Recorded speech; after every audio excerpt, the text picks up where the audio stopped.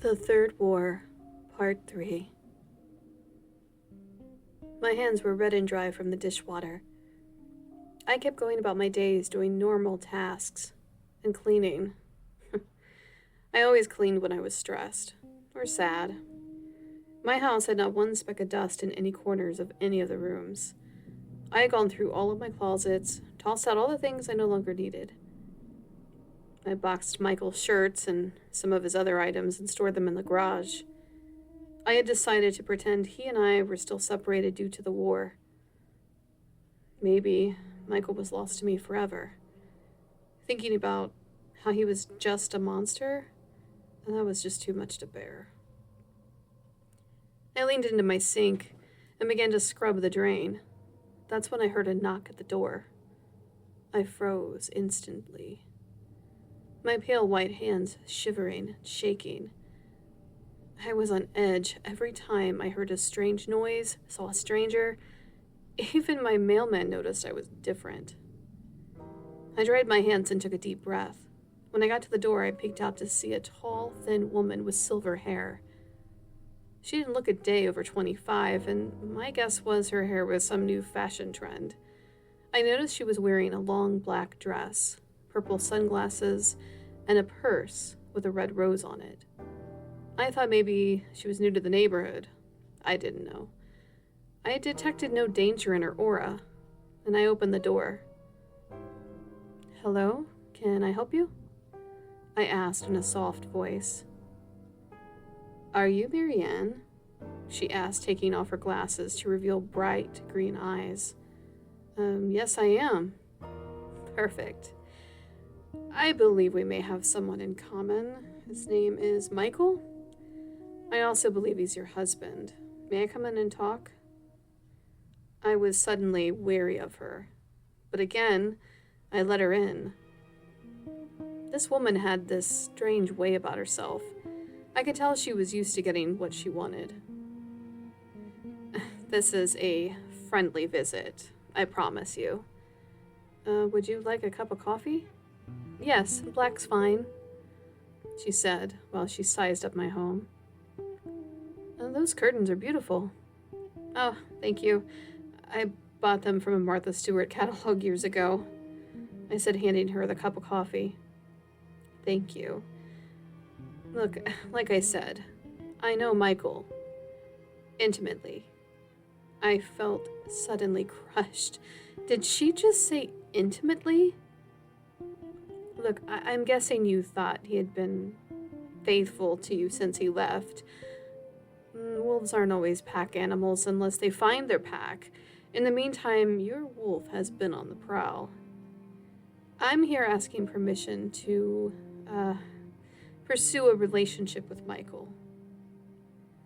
I was stunned and a little shocked. The mistress asking for permission? Was this bitch crazy?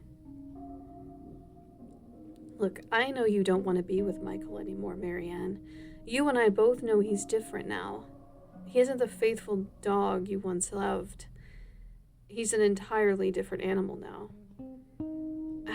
I don't like going behind someone's back. I had no idea he was still attached until he kind of told me after our first tryst. But I'm not going to turn the other cheek and be the other woman. Not even for someone as amazing as Michael. So, are you over him?" I still had no words. Over him? What a silly question. As if I could just simply turn off my feelings for someone I loved for nearly 20 years. She was thinking. "I guess you want me to say it's fine for you to fuck my husband. That it's fine, that everything he's done since he came back is fine. Look, Carrie, whatever your name is, nothing about any of this is fine. I'd like you to leave." She sat the cup of coffee down and stood up. She smirked cockily. Michael was right. You really are a dog with a bone. He said his wife was feisty, loyal to the end. That the only way to make you go away is if I kill you. I'm sorry? I was getting pissed off now. Something was happening to my body. I was beginning to shake, and my body felt restrained as if it was being held together by a cage. I saw her eyes. They were changing. Her body was beginning to change into a werewolf. I would be dead if I didn't do something. Little did I know, it was already being done for me. Carrie fell to the floor, her arms stretched out, and what was once pristine fingernails, painted beautifully, were now claws ready to claw my eyes out. Carrie looked up at me and grinned, cockeyed. I knew she was going to leap at me. I backed into my kitchen counter just as she came at me, and then I smacked her. She looked at me surprised, and then she fell to the floor. I looked at her. Her neck was cut so deeply. Her head fell back, only it was still attached to her neck by a few strands of flesh. I looked down at my hand, and it had changed completely. Long razor nails protruded from my fingers, and I saw black claws, almost cat-like, sticking out. They were at least 8 inches long, like something out of Freddy Krueger movie. I began to heave. My breath wouldn't come, and I saw my hand slowly return to normal. I was freaking out. I had just killed this woman. What the fuck? Then I heard someone behind me. Congratulations. You do have it in you to be a wolf. It was Michael. What the fuck are you doing here? How'd you get into my house? He smiled at me and crouched down to look at his mistress, Carrie. Good work. How many times did you have to slice her apart? Only once. Good girl, he said, smirking. Oh my God. I killed someone. I began to cry uncontrollably. Michael's face changed suddenly, taking on an almost tender look. He grabbed me before I could completely freak out. He held me in his arms. God, how I missed him. But this was all his fault. All of this mess was because of him. I pulled myself away from him. Get out! Take that thing with you when you go. I'm tired of cleaning up your messes.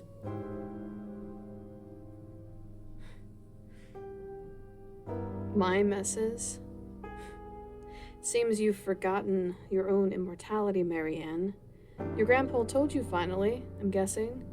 If it hadn't been me changing into a creature of the night first, well, you might have killed me. Think about it. I did you a favor by changing first. Now we can just be 2 happy wolves in a pack. I want nothing to do with you. Oh, I don't believe that for 1 second. Look at the way you tore apart Kathy, or Carrie, was it? Oh, stop it. You sent her here on purpose. As a test. Yeah, to see if you still cared about me.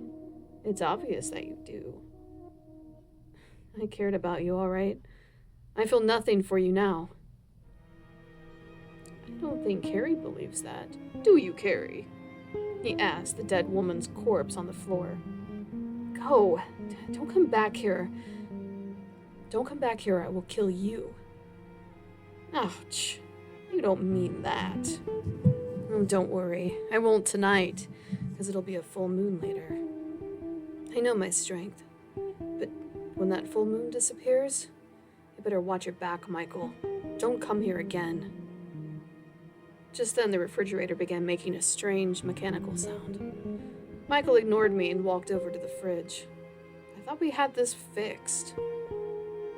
We did. That friend of yours from Poughkeepsie said it was fine. Another thing that's suffering from decisions you made. Michael rolled his eyes. Let me look at it. Really, it's fine, I said, getting annoyed. Michael ignored me and began taking the ice drawer out. He then shoved it back in, and the noise stopped. "Easy peasy," he said. I looked at him, deciding not to argue about it. You are welcome," he said, rolling his eyes. An ice tray doesn't change anything. It should. "I want you to be with me, Marianne." "What? Why you screw every other woman in town?" "That means nothing. I want you back, Marianne. I'll have you back. I'll die first. Maybe. But I'll keep trying."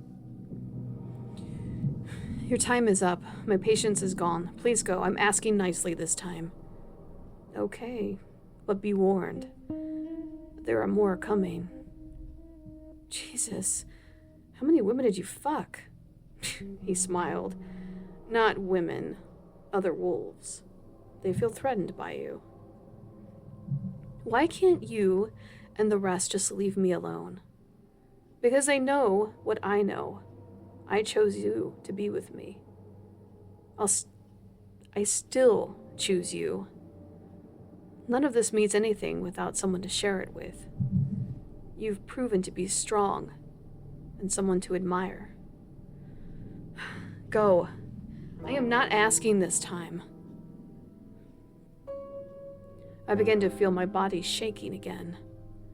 "Very well," he said. He leaned in for a kiss. Instinctively, I bit him. Ouch! "Get out and take her with you."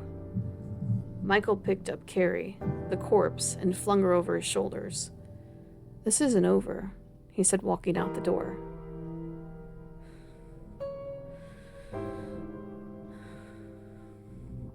I took a deep breath and then began to clean the blood from Carrie off my floor. By the end of the day, I had a person that knew my grandfather come over to install metal blinds in all the windows and steel doors. I didn't want to take any chances with these people that Michael was sending my way. I knew the installation process would take a while, maybe a few days, maybe a week. So James offered to have me stay with him until the full moon was over. I was glad I had someone in my corner. But now that I had begun to shift, I worried I would need help controlling it. I spoke to my grandfather about my new, noticeable changes. He seemed ecstatic, curious, and worried all in one. I feel like I need to learn how to control it. Marianne, you already know how. You'll let your instincts kick in when you sense danger. That's the best way to learn. You said you only had your hands shift. Well, that's because your hands were the best weapon at the moment. Not just my hands. Michael tried to kiss me, and I grew faint and bit him. James looked at me and tried to hold back a laugh. I know that things are over between Michael and me, but is it stupid that I keep wishing that they wouldn't be?